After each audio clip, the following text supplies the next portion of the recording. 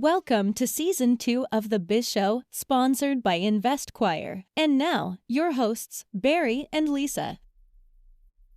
Hey everybody, how you doing today? Welcome back to the Biz Show. Here we are, another exciting episode coming your way. Today it's going to be me, solo. I'm Barry. Lisa is unavailable due to a scheduling conflict, so I am your host today by myself. Today we're going to be talking about scaling your business, a blueprint for scaling your business, and specifically when and how should you grow your business. This is a scary topic. I've talked to a lot of people in the past, and sometimes you scale too early and you lose a lot of money. Sometimes you scale too late and you leave a lot of money on the table, right? So we're going to talk about that. Basically, the things that we want to talk about are: when is the right time to scale your business? What essential building blocks can you use for sustainable growth? And that's the key thing, sustainable growth, right? And then also, we want to talk about what are some of the scaling mistakes and the things to avoid, the pitfalls to watch out for, and then some proven strategies. So we'll go through that list, help you guys out, and hopefully this will be informative for you if you're interested in building your business, right, and growing it faster. So the first thing is, what is the right time to scale your business, right? When is the right time to scale your business? So there are a lot of things, right? As I said earlier, if you grow it too soon, that could lead to a financial distress. But if you wait too long, then you have some missed opportunities and leaving money on the table. So there are some key factors that you need to watch out for and be looking on the lookout for, right? And the first one that you really want to look for is consistent revenue growth.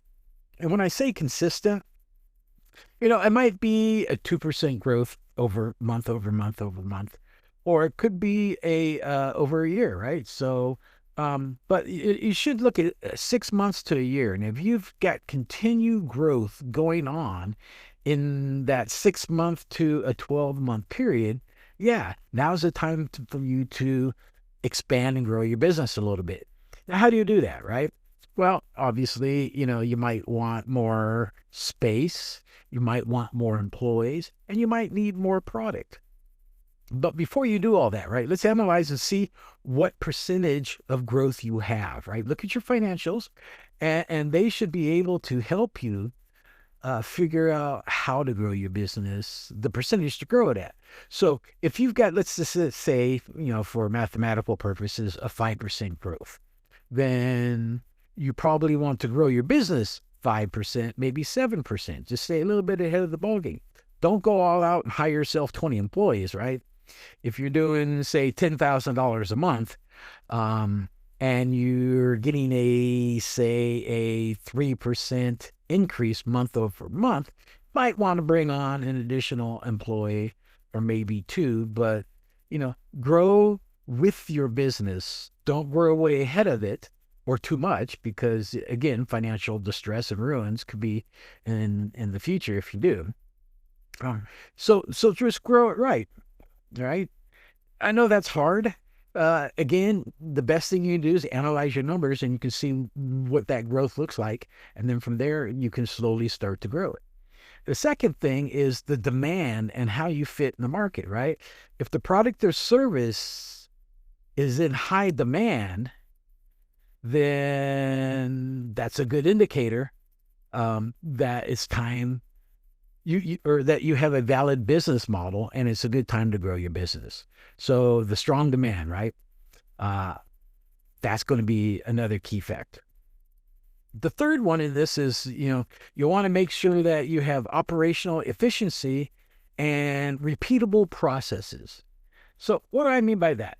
Well, scaling the business requires systems, right? You might need a CRM system. You need your accounting system. You might need some type of a marketing. You might also need some supply chain. So you need to have those systems, the operational systems in place that can handle those. Now, I can't stress this enough. Number one, make sure that you have systems in place to help you do that and automate some of those processes. Number two, make sure that those systems can grow with your business, right? Don't, maybe you might get a CRM system and it only can do so much, but now you're ready to grow. And guess what? That CRM system can't grow with you, right? Maybe it can't do the marketing piece of it or the drip campaigns or stuff like that. So if it can't do that, then now you have to manually do that. And that's going to take more time and more money for you to get that done. So chances are real good. You might need to look for a CRM system that can grow with you. Same with your accounting packages. And there's a lot of accounting packages out there. Most everybody in the small business space uses, of course, QuickBooks. There are other Sage and other software packages out there, accounting packages. Oracle has something too. So it depends. But, all these packages can handle your business and their growth. So you're pretty good on that front. CRM's the biggest, and maybe your marketing and stuff like that. And of course, your staff. And then the other is to also make sure you have a reliable and scalable team. And what that means is, I kind of alluded to it earlier, is the fact that if you're drowning in work, you're going to need to hire people to help you get out of that, right? And to delegate some of those tasks, to the new people that you've hired, and let them get it done. We've talked many times on this podcast about the interview process and how to interview properly. Make sure that you hire somebody that is going to help you in that immediate need, but also down the road, right? So, they might have some skills, and that's what you want to pay attention to, that can help you grow, whether it's in marketing, whether it's in sales, or maybe it's software and development. But you need to scale that team too, right? And then, of course, we all need this, right? Positive cash flow. What's that, right? And operational funds, right? It does require an investment, right? Scaling requires an investment because you're going to hire more people, you're going to buy more product, you might get more office space, you might buy more software. So you need to have a strong cash flow, or you need to have access to capital, right? And if you have those, then you're in a better position to grow. Many startups fail because they try to scale before they're ready to scale. And what's that mean? That they're profitable, right? And that's a tough pill to swallow, because if you can just do a little bit more, you can make more money. But, look at some examples of some companies. They're still around today, but they did struggle because they did grow too fast. Uber and WeWork. Those are two examples. They aggressively grew fast, and they didn't really have the profitability or stability that was, sustainable. And they had a lot of setbacks that they had to go through, and a lot of changes that had to be made. So be careful on that front, right? But those kind of help you position the company of knowing when is the right time to scale, right? So the next key would be, what are the building blocks for scaling successfully? And there's the key word, successfully, right? So some of the first things that you are going to need are systems and automation processes, right? Those processes, you have to repeat them over and over and over again. So you want to make sure that they work. As I said earlier, you need to make sure that they can scale with you, right? So your CRM, maybe project management software or automated software to help with efficiencies or supply chain, whatever the case might be. So you need to have those systems in place so that you can focus on the things that you need to focus on instead of trying to put out fires all the time. Number two is you need to have a strong leadership and be able to delegate, right? You can't do everything by yourself. I've tried it many times. It doesn't work, and I'm sure you have too. Hire those skilled people and hire some leaders, right? Leaders who have been down this road, of know what to do. They have experience in this. Those are the people that you're really looking for. And perhaps you hire them, get them in place, and then you let them build their own team, right? So, it depends on the size of your business and stuff like that, but those are definitely things to help you grow, right? Take some of the burden off of yourself. The next thing is scalable marketing and sales strategies. And what are those? I've talked to many people and they just wing it. Whatever works, they throw spaghetti at the wall, whatever sticks, that's what I'm going with. And, that can only work for a small amount of time. So you really got to focus on organic growth, right? But at some point you need predictability and scalable way to acquire customers. How is that going to be, right? Marketing campaigns, as I said earlier, drip campaigns, right? What's a drip campaign? Well, a drip campaign is something that you're going to have your marketing software. You're going to put some campaigns in place, maybe for the entire year. And then the system is going to automatically send out to your list, your customer base, an email or a message or a post on social media about something going on. And typically you're going to select what those may be. Maybe you need to go in every month and maybe it makes a couple adjustments because, hey, Valentine's Day was just here. President's Day is coming up. Other holidays. So maybe you want to adjust your campaigns to synchronize with those. That would be a great idea. So a lot of stores do that with sales, right? So something to take a look at there on that aspect as one of the building blocks as you're building this. The other thing is customer retention and experience. And I can't stress this enough. Okay. Listen to me carefully here, right? It's cheaper to keep a customer than it is to acquire a new one. I know you all know that, but honestly, I've talked to so many people and they're like, oh man, these people, forget it. Let's just move on and get the next. Well, it's cheaper to keep the customer than obtain an old one because it costs money to obtain a new customer, right? Because of the marketing and everything else that goes into it. So focus on perhaps loyalty programs, your customer support, or personalizing the services or product for the customers. Those are going to be some key things to help you build your business. Another thing is, financial planning and funding. Whether you're bootstrapping, whether you're venture capital, bank loans, or revenue-based financing, right? It's all going to take money to make all this happen. So you need to make sure that those are in place.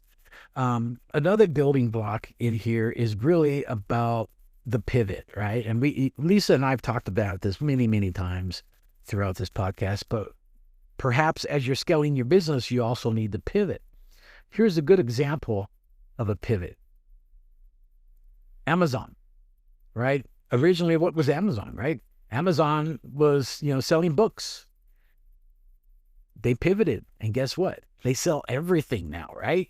So, that's a perfect example. And there's been many books written on that strategy period. And I suggest you find those books if that's your strategy you're going for and read them in detail because that is a beautiful pivot of, okay, we're just focusing on this. Another one is Netflix, right? Look at the pivot Netflix did.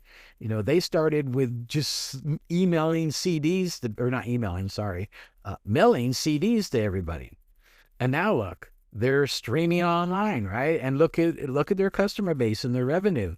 And, now they're billions of dollars and stuff like that. So as they started doing all this stuff, there was potential pivots in there. Not potential, but there were significant pivots. All right, so the next thing that really is an issue when scaling is certain mistakes that companies make and how you can avoid them. First of all, you need to know what they are and what to look out for, right? And the first one is scaling without profitability. And that's growing the business operations while the operation is taking a loss. It's going to drain your coffers even more. So be careful Make sure that you get the money to be able to scale. Also, hiring too fast or too slow. Again, we talked about this at the top of the podcast, but, hiring too fast before revenue supports the staff that you hired can lead to layoffs. Here you are, a brand new company, and 3 months in, you scale too fast, and 4 months in, now you're doing layoffs. That's not a good signal for your company. The other thing is maybe you are hiring too slow. What's that going to happen? There's two things are going to happen. Customer service is going to suffer, and the employees that you do have are going to burn out. And then they're going to be tired. They're going to be overworked. They're going to probably, be underpaid, who knows what. And you are now in a precarious situation, because if the employee is burned out, your customers are going to know that. Don't think you can hide that from them, because they can tell. And if you're overworking your employees and stuff like that, their attitudes are going to change. You're not going to treat the customers well. Your customer service is going to suffer. Okay, so another thing that you need to look for is don't ignore operational bottlenecks, right? So what is that bottleneck? Well, mainly it's your fulfillment and your supply chain. Do you have enough hardware? Do you have enough software? Whatever you're selling, product, do you have enough? Can your supply chain keep up with that demand? So if it can't, then you need to figure out ways to get this thing fixed. Talk to your suppliers, your vendors, or come up with a better strategy to make that happen. And then the next thing mistake you got to watch out for is overextending financially, right? So expanding to new locations or launching too many products at once can definitely strain your cash flow, right? Because now you've got all this inventory of who knows whether you're going to sell it or not, or you've opened up a new location and now that's got employees and everything else. So now you've got this reoccurring cost at a different location over and over and over again. So be careful with that, right? Example for that one is, Peloton, right? Peloton, their stock plummeted after over-investing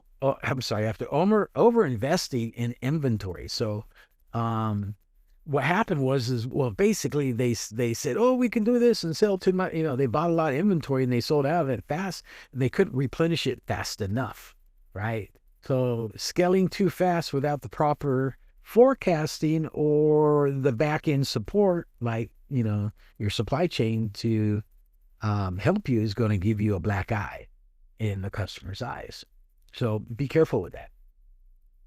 All right. So now we've already talked about literally, when's the right time to scale? What are some of the key building blocks for that, and the mistakes to watch out for? Also, let's talk about now proving scaling strategies, right? Proven scaling strategies for you to grow your business, right? So number one is you really need to take a look at your vendors and your partner companies and stuff like that, right? Leverage those partnerships and strategic alliances, right? Collaborate with them so that you guys can maybe do business together, and they can offer something, you can offer something to the customer as a package deal, right? That way they're selling and you're selling. So that's one strategy to help really sell your business, if you can have another company help sell it too. Because they got skin in the game, you got skin in the game because you partnered, you've got a whole package with both your products in there. Now you got two sales teams selling it, right? Easy, quick way to scale. And guess what? It didn't cost you a whole lot of money to make that happen. So that's probably the best one right there, right? The other thing, obviously, is to expand your product lines or service, right? But here's the key. Find out what your customers want, right? So, that's the key thing, right? Find out if you're selling a computer, right? Well, what else would the customer want with that computer? Well, they might want a mouse, they might want a keyboard, they might want a docking station and a monitor, right? And those are just simple examples of it, but those are ways that you can upsell and bring in new lines of business lines for selling to your customers. So take a look at those things. The next it would be to look at new markets, right? So yeah, I mean, we talked about being careful of the new markets, right? But if you have the money and the financial backing and stuff like that, you might want to enter a new city, a new country, or maybe expand online and open an online presence, right? The good thing about selling online, it's 724 and it sells itself, right? So a lot of people refer to this as passive income, but what it is you're in bed sleeping and you're still making money. Who doesn't love that? So take a look at those. That's another good avenue to grow your business. Now, I know if you have a service-based business, then that's kind of tough, right? So unless it's a service that can be provided automatically online, that's not going to help. For instance, if you're a dog walking company, obviously there's not going to be anybody to walk a dog at 2 a.m. in the morning. But anyway, so those are some strategies. Invest. The next one would be to invest in technologies and infrastructure, right? Let's talk about AI. We got a podcast coming up soon, and we're going to revisit AI, right? And what AI can do for your business. It's been a year since Lisa and I really dove into the AI piece of it, but AI has come a long ways in a year, and in a year from now, it's even going to become a lot farther. That said, look at ways that AI can help you automate your business, build your business up, right? If you have any questions, reach out to Lisa and myself. We'll be more than happy to sit down and talk with you about avenues based off of your business and what strategies might work for it best. But those are definitely things to look at. And then, just make sure that you have secured the right funding, right? What's the best financial option that aligns with your business growth, right? Is it venture capitalists? Is it private equity? Is it, bank loans, whatever the case might be? Things to definitely take a look at and how they can play into your business and help complement your business, right? Again, another example of proven scaling factors is to take a look at Netflix, right? I talked about them earlier and how they went from DV rentals into now streaming. But again, books have been written on this. Look at the details in there and see how they did that. Those are things that are really going to help you figure out ways to scale your business. So really, again, this podcast is really talking about the blueprint for scaling businesses. This is just a quick overview. If you were to reach out to Lisa or myself, we would sit down with you, understand your business, understand what you want to do, how you want to scale, and then we would formulate and come up with a plan to help you best achieve that. And sometimes that takes a long time because you don't really understand. If, for instance, if you don't have the financial numbers to go back and look at your sales over the course of a year, those are going to be tough. So closing thoughts and key takeaways, right? Takeaways, scale your business when you have the revenue that you can do it with, right? Build scalable systems. Make sure that you have the back end that can support the marketing and the sales moving forward. Watch out for common mistakes of overreaching, premature hiring, ignoring inefficiencies. You got to look at those, right? Those are key, right? And the inefficiencies, the things that aren't working, you got to find those. You got to fix them. And then strategic growth is going to, you'll want to leverage partnerships. Again, having other companies perhaps sell your services or a product along with their services and product, right? I'll give you an example. Here's a story. A while ago, I was working with, this was GE. Was it GE? Yeah, it might have been GE. It could have been Mighty Micro. Actually, I think it was Mighty Micro. I started working with Microsoft and I started working with Cisco. Cisco is routers, switches, firewalls, and hubs, and Microsoft, everybody knows, is Microsoft software. And also with Dell. So I came up with a strategy of something called Network in a Box. And Network in a Box basically was, and I went to all three of these companies. I pulled them in for a meeting. I said, look, guys, I have this idea. Let's build together Network in a Box. And then I explained the concept to them. Basically, you got small companies or startups and stuff like that. They're going to need, a server, a couple of workstations, a firewall, a switch, a router, get connected to the internet and stuff like that. So we actually built a whole product of, 3 computers, a server, a router, a switch, a firewall, and a modem to get them connected to the internet and be able to scale their internal network so people could get out to the internet. People couldn't get into their computers and stuff like that. Great concept. And we worked it for a while, and then Cisco basically just took over the whole thing and did the whole thing themselves after a couple of years. But it was a great test bed of working in collaboration with partners. So it worked well. We sold a lot of product. Everybody sold a lot of product to this thing. And, it was fun. Sorry. It was fun. And we all had a great time at it. Eventually, Cisco bought everybody out in the ideal and ran with it. And they sell, you Google Network in a Box, see what you find.